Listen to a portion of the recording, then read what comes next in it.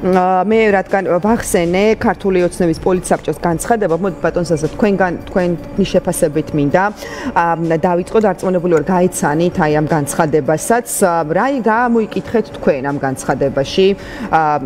რა გაჩვენათ რეალურად აი ამ განცხადებამ და ვინ არის ამის ადრესატი? ეს იყო რაღაცა შიდა მოხმარებისთვის, რაღაცა მათი პროპაგანდისტული მესიჯბოქსებით გაჟღერებული ტექსტი თუ კიდევ ერთი მცდელობა, რომ უფრო მეტად დაძაბონ ურთიერთობა ევროპასთან?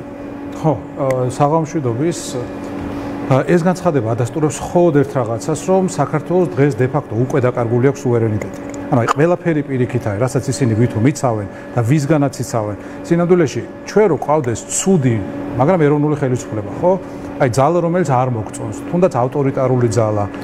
მაგრამ ქართული ძალა, აი ქართული ავტორიტარული ხელისუფლება, ამას ესეთი ძალა, ქართული ავტორიტარული ძალა ვერ დაწერდა. ეს არის რუსების დაწერილი ქართულ ენაზე და მე გავრცელებული უცხოელებისთვის, რომ იქ დასავლეთში იფიქრონ, რომ ეს ხალხი საერთოდ აი ვისაც ჩვენ წესით უნდა ველაპარაკებოდნენ, იმდენად გასულები არიან ყოველგვარი საღიაზრის მიღმა, რომ მათთან საუბარს აზრი არ აქვს. ანუ რუსების მიზანია, რომ ჩვენ მოგწყვიტონ დასავლეთს. აი ესეთი განცხადებები ზუსტად მაგას ემსახურება. სხვანაირად უბრალოდ წარმოუდგენელი, ანუ გვინახავს პოლიტიკური манипуляცია, სიცრუე, ტყუილი, ანუ ყველაფერი ეს სიგიჟე, ანუ ჩვენ რო ვივარაუდოთ, რომ ამას ყავს კონკრეტული ადრესატი, მაგალითად საქართველოში, ხო? როგორ არ უნდა სცემდე ადამიანებს პატივს, რომ უშვებდე. აი ეს შეიძლება ვინმე სერიოზულად დაიჯეროს. ეს ხო შეუძლებელია. ანუ ხო შეუძლებელია ეს, რომ ვინმე სერიოზულად დაიჯეროს. ანუ ეს უბრალოდ ვიღაც რუსი გერეუშნიკების ხედან, არ ვიცი ხა, სავარაუდოდ ივანიშვილის რომელიღაც რეზიდენციაში, ამას წერენ და მე მათი სახელით ვრცელდება, როგორც ელჩმა დანიგანმა განაცხადა რამდენიმე დღის წინ, როცა თავისუფლებას მისცა ინტერვიუ, მან თქვა, რომ აი ტრამპს რომ ისწერეს წერილიო, ეს წერილი იყო შანტაჟის. ხო, შანტაჟი იყო რა შეურაცხყოფელი და დაუჯერებელი, არასერიოზული იყო. ანუ ეხა პოლიტიკაში ყველაფერი შეიძლება. რამდენიმე ფიქრობდით რა უნდა გვეპასუხო? ანუ წარმოიდგინე, რომ შეიძლება იყოს რაღაც ცინიკური, ყველაფერი არასერიოზული იყო, ანუ ესენი სპეციალურად აკეთებენ ყველაფერს, რომ დასავლეთმა მათთან უბრალოდ მათთან შესაბამისად საქართველოსთან ვინაიდან ისინი საქართველოს დღეს აი ბოროტი ბაყბაყდებით არიან მომждარი, ხო? ამ განცხადებიდან ერთ რაღაცას გამოვყოფთი მარტო, ვინაიდან გონი ამაზე არავის არ გაუმახვილებია ჯერ ყურადღება. ამ განცხადებაში თავისიანების ბანაკში მოიხსენია სერბეთი დღეს პირველად. და პირველი რაც ამაზე გამახსენდა არის რომ ომის მერე, როდესაც თბილისის დინამო ჩავიდა და ბელგრადში ეთამაშებოდა ცვერნა ზვეზდას, მთელი სტადიონი ყვიროდა რასია. ომის მერე 2008 წლის ომის მერე. ეს ხალხი არის ქართული ოცნების ბანაკი. ერთი ბანაკი არიან, ანუ ადამიანები, რომლებიც საქართველოს სახელით საუბრობენ, თითქოს პოლიტიკური პარტია განცხადებას ავრცელებს და გეუბნება, რომ მე და სერბეთი ერთნაირად ვიჩაგრებით ერთი და იმავე ძალების მიერ და ეს ის ქვეყანაა ვიმეორებს, სადაც უბრალოდ ცუდი ხელისუფლება კი არ აყავთ, კაცო, თავისად გზაზე გაუმარჯოს ყველას. მაგრამ ხალხი აი მთელი სტადიონი ყვიროდა ჩვენთან ომის მერე. რასია. აი პაპუაშვილი, კობახიძე, ვინც არიან, რა ვიცი, ხა სახელები და გვარი მაგათ ხო პირობითია, ხო რაღაც აი ერთეულების ის უნდა გქონდეთ აღნიშნული სინამდვილეში, კოდში ნომერი 1, კოდში ნომერი 2. აი ვისაც ესენი აღიქვამენ საკუთარ ბანაკად და ვისთან თვითონ პოზიციონირებენ, ხო აი ჩვენ სერბეთი და ამიტომ გვერჩიანო და აი ეს ხალხია, ვინ ჩვენ ცხვირში გვატენის და აი სპეციალურად გვეძახის რუსეთს, როცა ჩვენი გუნდი ეთამაშება მათ გუნდს. თან სპორტი ხო წესი ჯენტლმენური უნდა იყოს, ხო ანუ რაღაცეები მოსულა, რაღაცეები არ მოსულა და ომის მერე მისი მტრის სახელს და ქვეყნის სახელს რო სკანდირებ, ესე არ არის ეს ხალხი ჩვენიანი, ხო? მაგრამ ოცნებას მიაჩნია თავისიანებად. აქ დამთავრებულია ყველაფერზე საუბარი. რაზე უნდა ვილაპარაკო, ხა თავი უნდა იმართოს გერმანიამ, რომელიც დემოკრატიული ქვეყანაა, პაპუაშვილთან?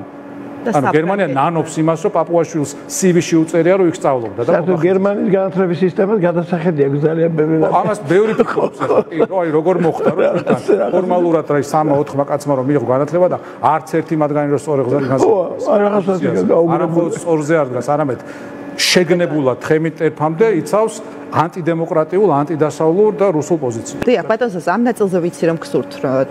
ხო, ანუ კითხვა ისე დაისვა, დაუშვათ და 4 ოქტომბერს არ მოხდა ის, რაც ყველას გვინდა რომ მოხდეს, ყველა საღად მოაზროვნე პატრიოტ ქართველს. მე სხვანაირად დავსვამდი კითხვას, თუ შეიძლება რა თქმა უნდა. რა თქმა უნდა. 4 ოქტომბერს შეიძლება არ მოხდეს ის, რაც ყველას გვინდა, მაგრამ აი ამ მორიგ ფარსში შეყოლა ოცნების ტერიტორიაზე, ოცნების პირობებით, ოცნების ცესკოთი, ოცნების სუსით, ოცნების გაყალბებული საარჩევნო სიებით, ოცნების ქურდული სამყაროთი, ადმინისტრაციული რესურსი, აი ამ ციკლში ხელახლა შესვლა იმ პირობებში, როცა დამკვირვებელიც აღარ იქნება და ამბის გამომტანი, ხო?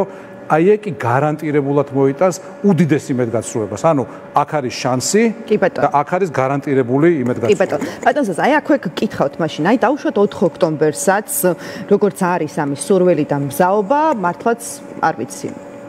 100,000, 200,000 ადამიანი გამოვიდა კვლავ ქუჩაში, როგორც ეს არაერთხელ გვინახავს, ხომ? ძალიან დიდი და მასშტაბური დემონსტრაციების დროს. რას მოისმენს იქ გამოსული ადამიანი? აი, რა შეიძლება მაშინ მას დახვდეს იქ ისეთი, რაც დააჯერებს, რომ ეს ცვლილებების ღამეა ნამდვილად, იმიტომ რომ ბევრჯერ გამოსულა, ხო?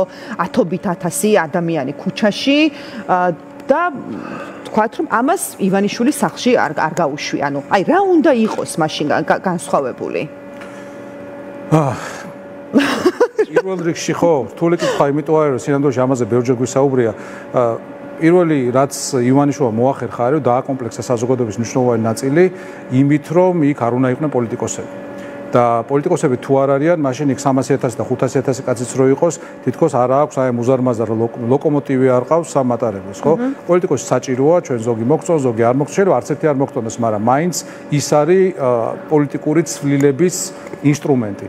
მეორე, რასაც მე პირადად ვისურვებდი, არის რომ ის ადამიანები, რომლებიც სცენიდან მიმართავენ საზოგადოებას, ქიმიურად რაღაცნაირად ბმაში იყვნენ საზოგადოებასთან. ანუ ეს კი არ იყოს რაღაც კაბინეტური გადაწყვეტილება, რომ აი ანუნა და კიდევ ვიღაც გოჩა და ის იქნებიან. ხო, არამედ ბუნებრივი პროცესი იყოს, შინაგანად დემოკრატიული პროცესი იყოს და ამ შემთხვევაში ვერაფერი ვერ შეაჩერებს აი ამ ერთობას ხალხსა და პოლიტიკოსებს შორის და შესაბამისად აი ამ ბირთვის, პოლიტიკური ბირთვის უკვე პოლიტიკური ინსტრუმენტად გარდაქმნის წინააღმდეგ ვერაფერი ვეღარ დადგება. ერთსაც დავამატებდი, ვინაიდან პაატას მიესალმეთ ბატონო გია, მე მინდა რომ ყველა ეთერში ვახსენოთ პოლიტპატიმრები. აუცილებლად. ჩვენ ახლა ხანდახან აი რომ ვიღიმი ხოლმე თავს დამნაშავედ ვზნობ, იმიტომ რომ დღეს საქართველოში რამდენიმე 7,000 ადამიანი დაახლოებით იმყოფება ციხეში, 4 მათგანმა მშობელი დაკარგა უკანონო პატიმრობის დროს.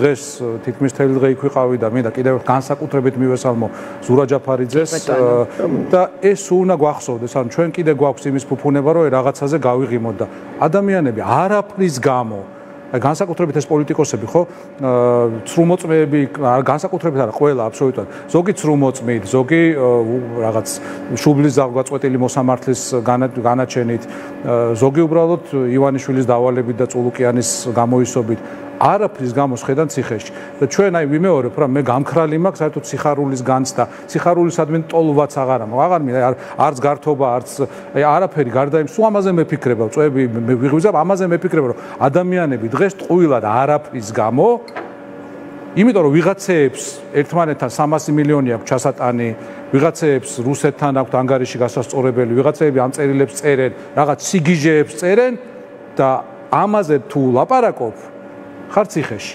თან პირდაპირ თავხედურად გეუბნებიან რომ არ მაღიარებ, წახვალ ციხეში. პატივს არ მცემ, კანონით ითხოვენ პატივისცემას, ესეთი რაღაც არ გამიგი. პატივს არ მცემ, წახვალ ციხეში. ამ ადამიანებს მივესალმებ პირველ რიგში ვიმეორებ ზურას, რომლის დედაც გარდაიცვალა გუშინ და ზეგარი გასვენება. და ყველა მათგანს უსურვებ უმოკლეს ვადაში თავისუფლებას.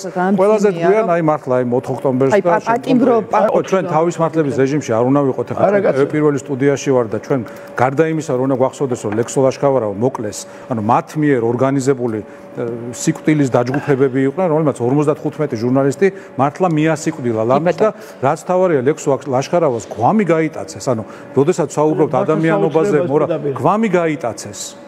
ეს ხო მართლა წარმოუდგენელი რაღაცაა.